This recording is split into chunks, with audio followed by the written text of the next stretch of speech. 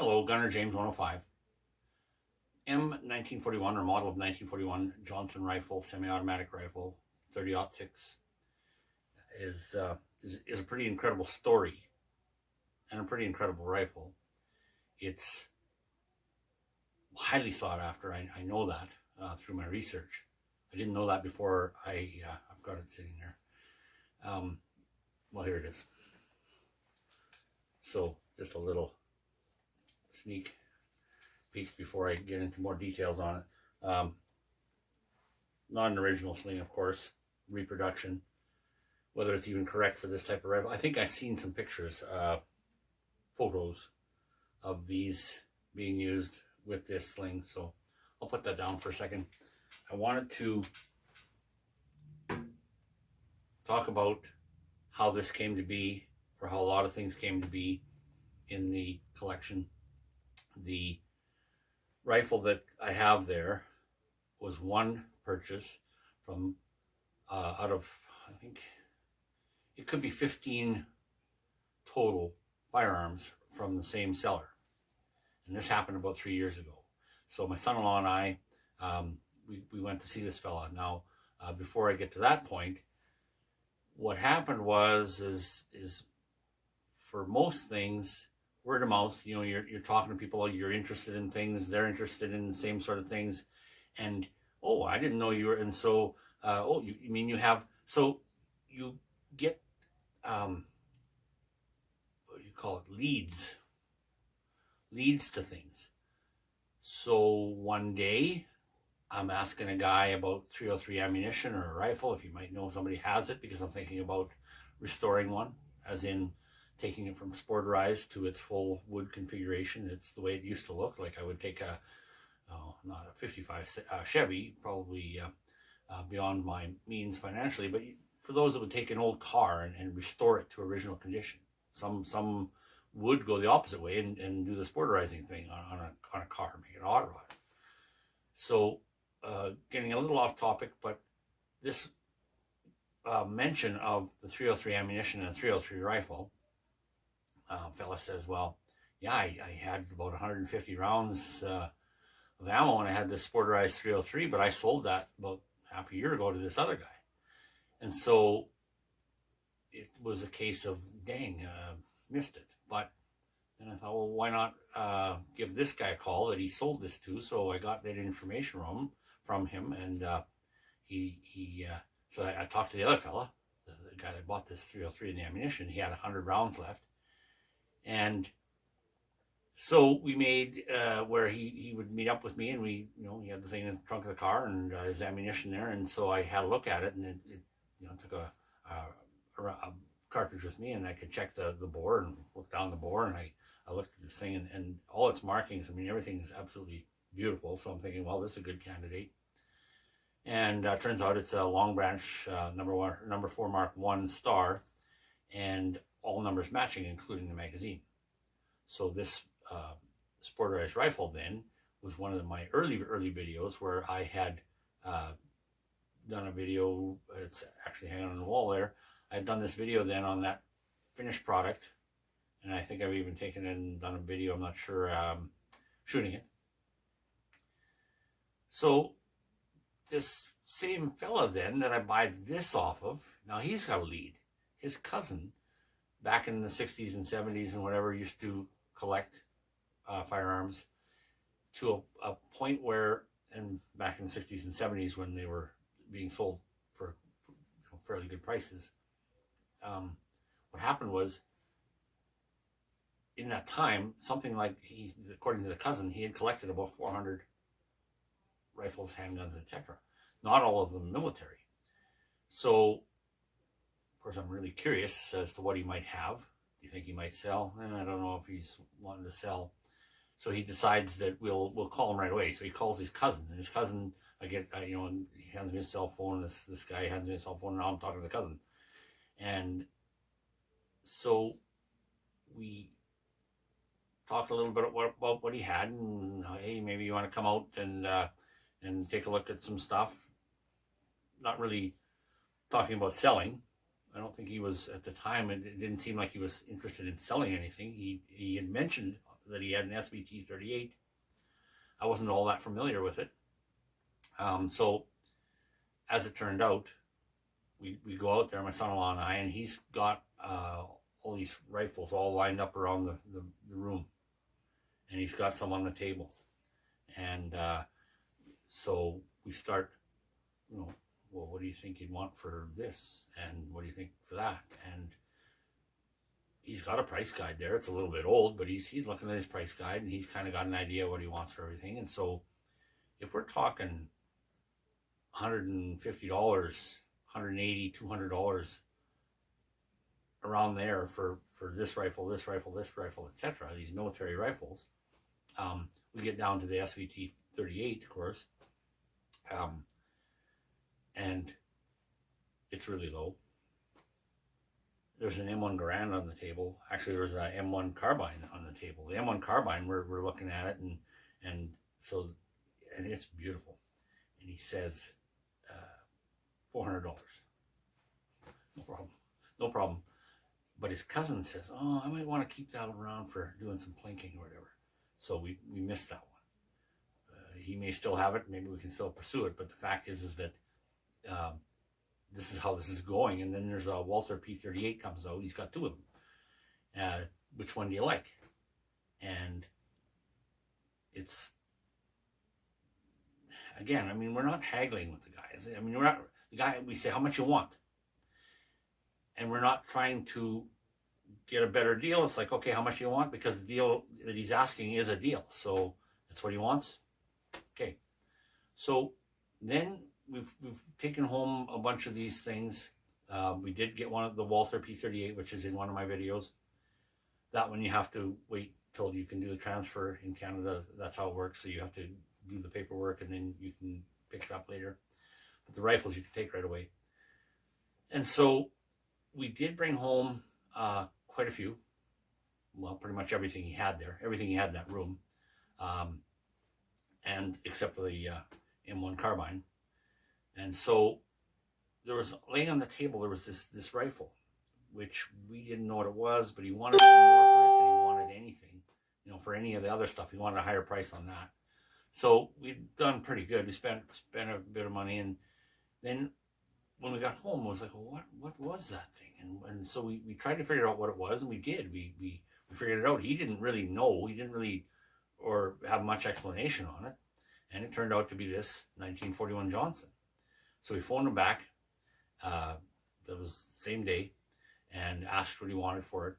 And I mean, I'm not going to say what it was, but it was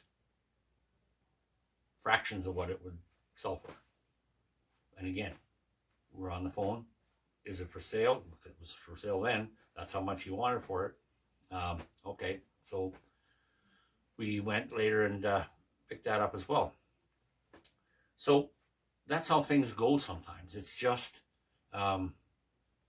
where you win some, you lose some.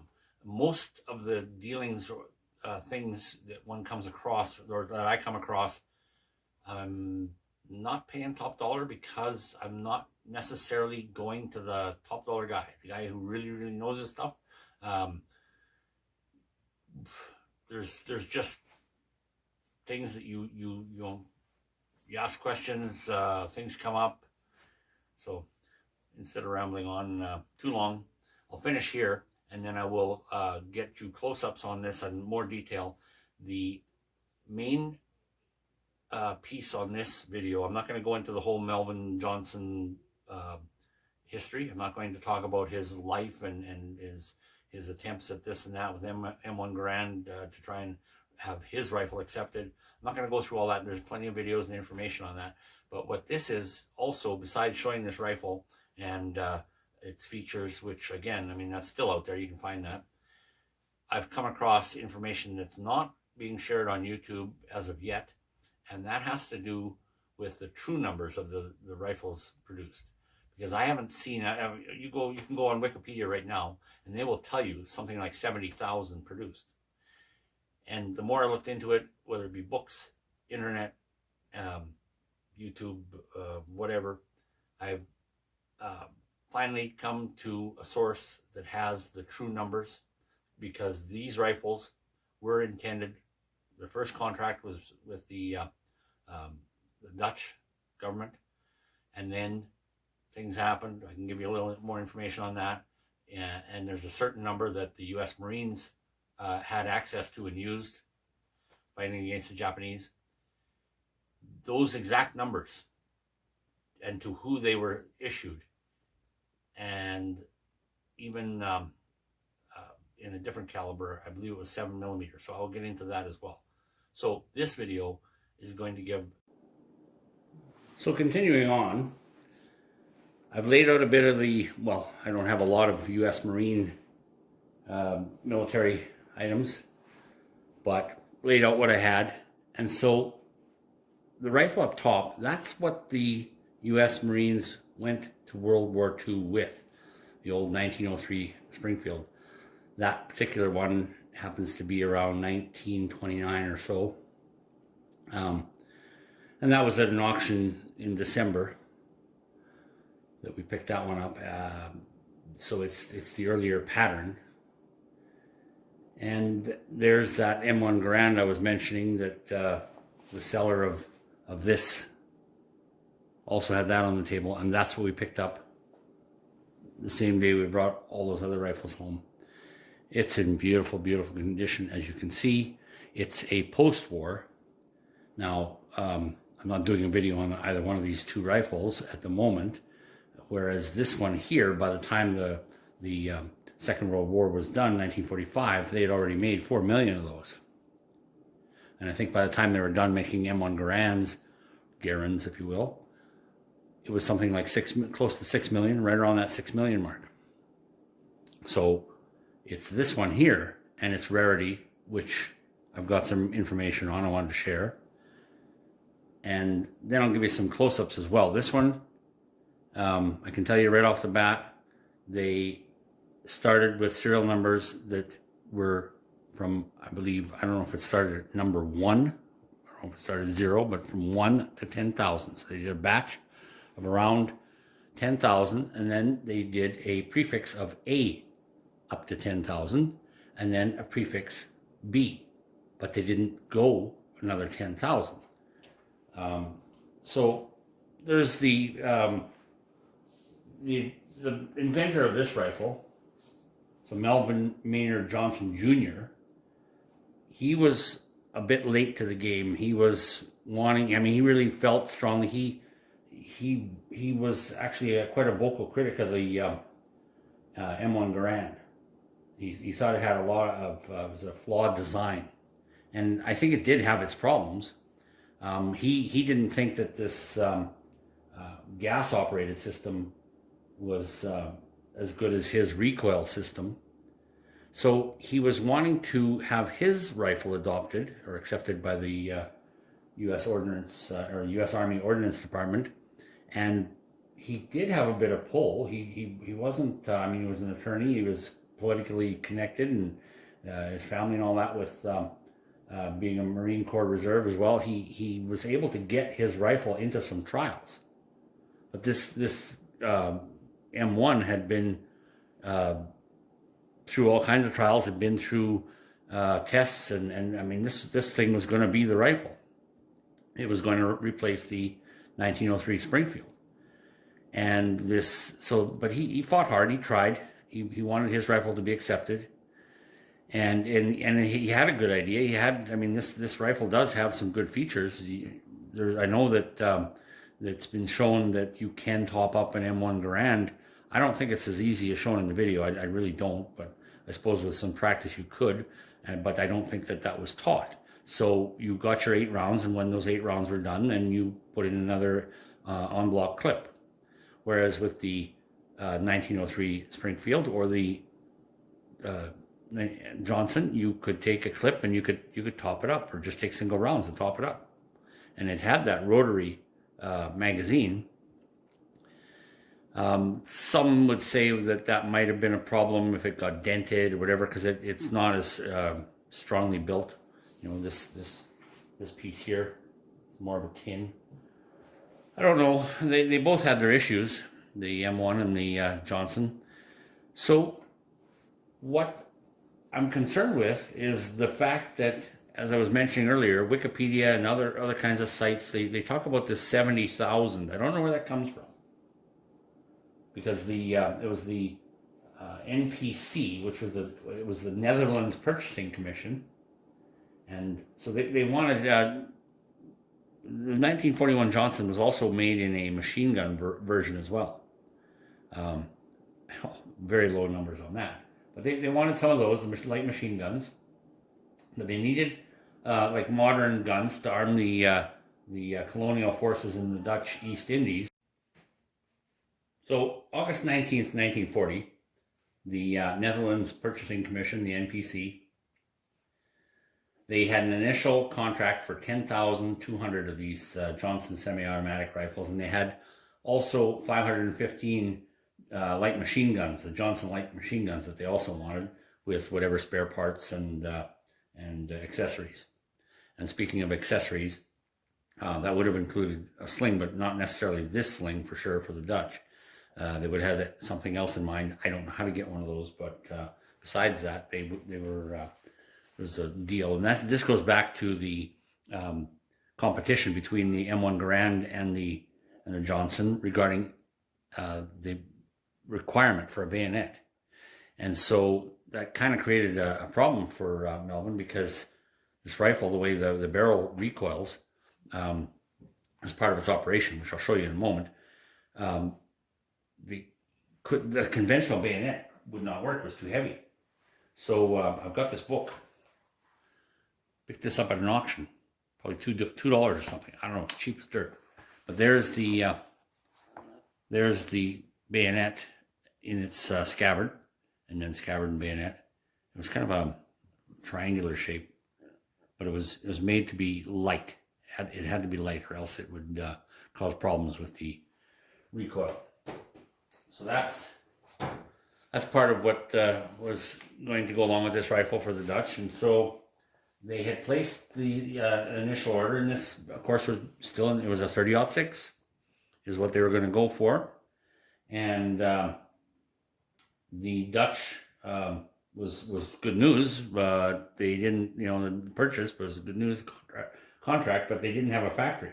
They found a textile plant in Cranston, Rhode Island, and so they bought that and called their company Cranston Arms Company. And so they then designated this as the model of 1941. So they made that initial order of 10,200, and I'm not sure when or how soon after the Dutch decided to double that. So another 10,200 rifles. So a grand total of 20,400. Now, on the grand scheme, if we look at the M1 Garand, by the time 45 was done, they had made 4 million of those. And by the time they were done making the M1, there was something like 6 million made, or close to 6 million. This particular one on the table is a post-war, and it might be more towards the tail end. It is a Springfield Armory, I believe. And so we're talking at this point, because remember I was saying about Wikipedia listing something like 70,000. So at this point we're at 20,400. So he was making these rifles, and he started out with, they're going to be in blocks of 10,000. So they were serial numbered from, I don't know if it was 0 or 1, probably 1 to 10,000. And then the next batch would be with a prefix A to 10,000. Next batch would be B, and so on. So that was the plan. No one's ever seen anything beyond a B anywhere. I've never seen evidence of anything beyond a B. So that tells me right off the bat, if no one's ever seen a C, that there were only maximum 30,000, but there wasn't even that many, as it turns out.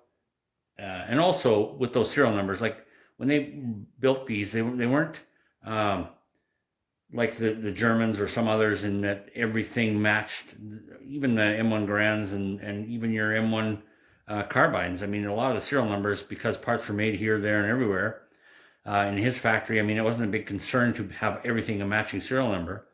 So when you're looking at these, you're thinking, well, this isn't matching. Well, that's normal. Just a side note before I forget. Well, no, I'll get to that. So in the end, there was a total of 21,988 of the Johnson rifles that were built. So that was 1,588 more than the Dutch order. And that's not a unusual thing, because companies will do that. They'll make a certain number beyond the contract, so they have additional guns for other customers or whatever. I know that Chile, they sold 1,000 of these in a 7x57 Mauser, so to Chile. So that was about 2/3 of the overruns. So not long after the initial shipments, when they left Rhode Island, the East Indies, it fell to the Japanese, and the balance of the guns were embargoed in the United States. So only 3,000 rifles had been shipped prior to embargo. So 21,908. So you take 3,000 that actually got shipped. Did they reach their destination? When they did, were they kept? We don't know where those 3,000 are. I don't know. I don't have information on that. So I'll show you again as another thing that was kind of a interesting feature is the fact that paratroopers would have liked this rifle, because you could take that barrel out of there. So you'd shorten your rifle by that much, which was kind of a neat thing. And so the Dutch inventory then was kind of left on the docks, more or less. And but the U.S. Marine Corps, they're still waiting for their M1 Garands. They've got the 1903s. The U.S. Army is getting the first pick of the Garands. So there's some units that are wanting to have this in the Marines. So the Marines, they had a big interest in the light machine gun. So they purchased a limited number of those from the embargoed inventory. And then it's the Marine 1st Parachute Battalion. So they're ready to go overseas, and for the Solomon Islands, and they're going to go over there and take these. I think they had Riesling submachine guns, something like under 600 of those, and so they had where Melvin Johnson unofficially donated 23 of these 1941 rifles to this 1st Parachute Battalion. And so it was like a gift or whatever. It was a lend-lease gift to this group. So that was 23, and they were used by these select scout snipers during the Guadalcanal thing going on there. And so I think there's a statue. I'm not sure where it's at. There was a particular Marine. His name was Sergeant Harry M. Tully. And he was with the 1st Parachute Battalion, and he was awarded a Silver Star. He used his Johnson rifle to kill 42 Japanese at ranges up to about 800 yards. I think that was on an island called Gavutu or something like that. So on and on it goes with these different events happening, where there's some of these are being spirited out of the warehouse. They had in October 1942, there was 650. They were shipped to the Marine Corps quartermaster in San Diego, and they were gonna. So that was another 650 that went out of those extra. What did I say? 1,500 and some. So when we talk about the numbers, and this is the thing, is that these were used in battle by the Marines. I think there was 408 left out of this extra bunch that were never issued, and I'm not sure if the Dutch got those in the end. And the Marines then finally, when they were getting the Gurans, they were told to turn these in. Some guys broke them down and shipped them home and whatever else. But when we're talking now, as I said, I gotta go back because I said to you there was a total of 21,988. Many came back and were sporterized. Many never came back. So for the entire 21,000, or just under 3,000 rifles, how many of these are left? How did this get into Canada? I don't even know. I can guarantee you, and sorry if I'm going to pass by this camera here. I did a video on this one. So this is the Enfield number 9 Mark 1. I did a video on this one. That's not 303. So this was a Parker Hale rifle, and just under 3,000 of these were made. I can guess that just about 3,000 are still left. When it comes to this rifle here, how many are left? Well, who knows? Let's put that over there. So I'm going to take this off the tripod and give you some close-ups. Before I do that, I'll just show you. So there's your standard 1903 Springfield Johnson. You know, you push that into the side there, a couple of those, and load. This here you're going to lift up and pull back to cock that rifle. And so because the it's got a magazine hold open, we'll we can get in there. There. So now we would have put a round in the chamber. It's got a nice trigger. This I was going to say was in meters. So we've got a windage adjustment here, and this is kind of loose, but it's got a little leaf type sight, I guess you call it, but it has the peep sight on there. So with a bullet, if you push in on that there,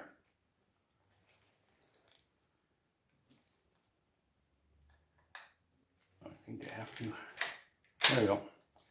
So that pops down, and now I can take the, why don't you go? Well, anyways, it doesn't want to,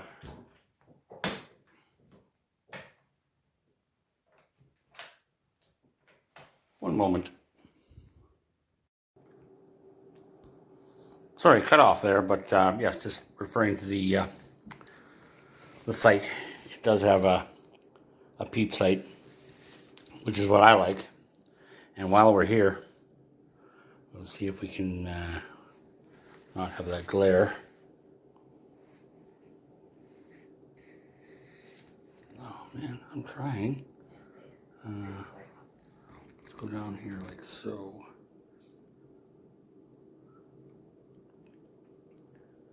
Anyways, there's a triangle right there, and it says Cranston Arms, and I just can't seem to get away from glare. And then up top, when I was telling you about the sequence of numbers, so if we look at what we've got here for markings, maybe this, let me just see here, this bloody flash, get that off. One moment. Okay, so maybe that helps. So there we have, yeah, that's better. So Cranston Arms in that triangle, and then it is revealed. So we have written there. So that's, well, it's not coming out very clear on this camera, but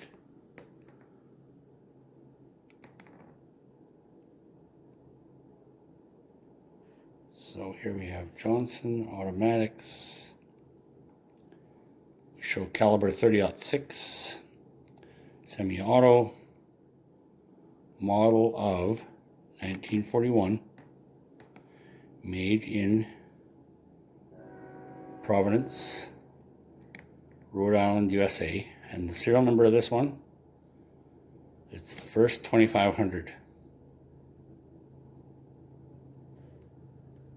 So that's pretty amazing. And it's kind of cool because it's an even number, 2500. So I was attempting to, I don't know what's my difficulty, because I double checked regarding the barrel removal, and so I was having difficulty there. You just take a bullet tip and push in on that, and then this will pop out. I'll try it again maybe on another video, but for now, as far as the takedown of this rifle, really all you're doing then is once you push on that pin, and then this little lever pops out of there, you can pull your barrel out. And you're really not going to take down much more than that, because there's a lot of things that can go wrong if you do, as far as losing springs, etc. But as you can see, it's in pretty darn good condition. Nothing's been redone as far as I know. The barrel does look like it's worn pretty good. Also, there was a mention of that sight protectors on these. The Marines, some of them filed those off or cut those off to make them more like the what they were used to on the old 1903 Springfield. But just flipping this rifle over, whoops, chandelier, and getting a view of the other side. Give you a close up of that wood. And it is a bit of a textured plate on the end there on the shoulder stock. Bit of a pistol grip. And the other thing too is that this magazine has been pinned inside, so it'll only accept 5 rounds. That's Canadian law. It's kind of funny. The Canadian law for semi-automatics is 5 rounds. Your SKS, your, well, you name it, M14, I don't care what it is.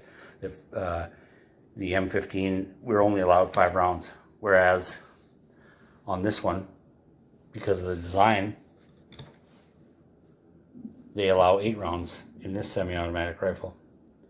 So, kind of bizarre. But there's your bayonet lug, and as I said, the front sight and its protector. Fair-sized protection on there for sure. And yeah, some close-ups. There's a bit of a, it's not without fault. There are some things, but. And this is the safety. Now, over to the left, you know, looking at it from the rear, that's off safe, and that's safe down that way. And yeah, flipping it back over. Whoops. Yeah, I had neglected to mention much about what was laying on the table. As I said, I had some U.S. Marine type stuff.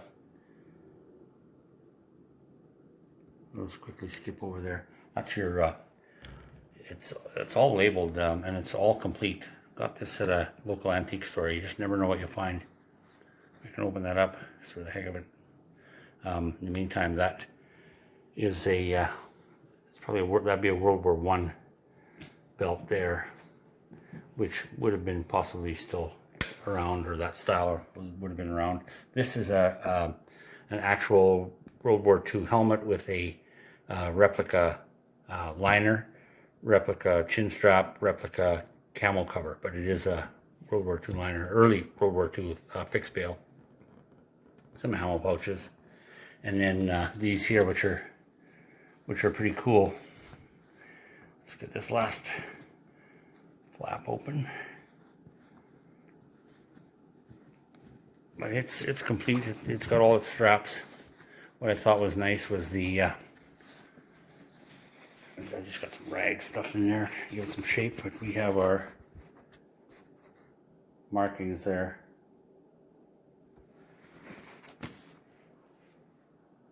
And so there is the model 1941 Johnson rifle, and some more accurate numbers as far as those that were made. So valuable to me.